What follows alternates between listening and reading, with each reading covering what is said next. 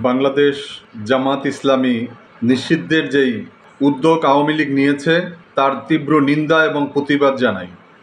আমরা ছোটবেলা থেকেই শুনে আসছি যে বাংলাদেশের কিছু বামপন্থী রাজনৈতিক দল, যাদের প্রধান ভীষণই হচ্ছে বাংলাদেশ থেকে ইসলাম এবং মুসলমানদেরকে নিশ্চিহ্ন করে দেওয়া, তাদেরই একমাত্র বাধা হচ্ছে বাংলাদেশের বৃহৎ ইসলামিক রাজনৈতিক দল বাংলাদেশ জামাত ইসলামী। তারা সবসময় তাদের দলের উদ্দেশ্য, লক্ষ্য, কর্মনীতি, কর্মকাণ্ডই হচ্ছে একটা রাজনৈতিক দলকে ঘিরে।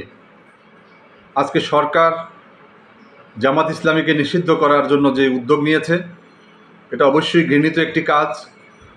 আমরা মনে করি যে বাংলাদেশের স্বাধীনতা উত্তরকালে সকল সংসদ নির্বাচনে, যেই নির্বাচনগুলোতে জনগণের পার্টিসিপেশন ছিল, সমস্ত নির্বাচনে জামাত ইসলামী বাংলাদেশের গুরুত্বপূর্ণ ভূমিকা রেখেছে। বাংলাদেশের গণতন্ত্র প্রতিষ্ঠায়, বাংলাদেশের মানুষের বাক স্বাধীনতা, ব্যক্তি স্বাধীনতা, আইনের শাসন প্রতিষ্ঠায় জামাত ইসলামীর অবদান অনস্বীকার্য। এবং সরকার যেই পথে হাঁটছে, এই পথ হচ্ছে তাদের মৃত্যুর পথ, এই সরকারের পতনের পথ। আমরা বিশ্বাস করি এই সরকারের পতন অচিরেই হবে।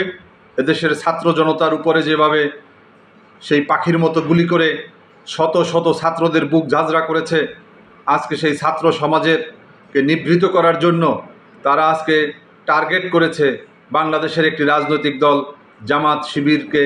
আজকে বাংলাদেশের কোথাও জামাত ইসলামী এবং ইসলামী ছাত্র শিবিরের কোনো নেতাকর্মীদেরকে একটি বেলেট সহও কখনো গ্রেপ্তার করা হয়নি।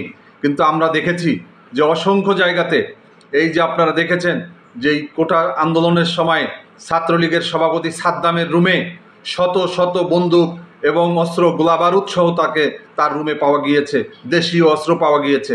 আমরা দেখেছি দিনের বেলায় কিভাবে সেই দর্জি শ্রমিক কে হত্যা করা হয়েছে পিটিয়ে। আমরা দেখেছি বুয়েটে কিভাবে আবরারকে হত্যা করা হয়েছে। আসলে আওয়ামী লীগ সবচেয়ে সর্বপ্রথম বাংলাদেশে যদি কোনো রাজনৈতিক দলকে নিষিদ্ধ করতে হয়, তা নিষিদ্ধ করা উচিত আওয়ামী লীগ। কারণ আওয়ামী লীগ একটি ফ্যাসিবাদী শক্তি, একটি অগণতান্ত্রিক শক্তি, একটি বাকশালী শক্তি, একটি আওয়ামী জাহেলিয়াত। বাংলাদেশের মানুষের কাছে আওয়ামী লীগ হচ্ছে একটা বিস্ফোরণ নাম।